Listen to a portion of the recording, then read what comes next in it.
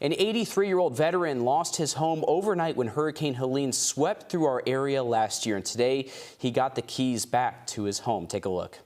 1, 2, 3.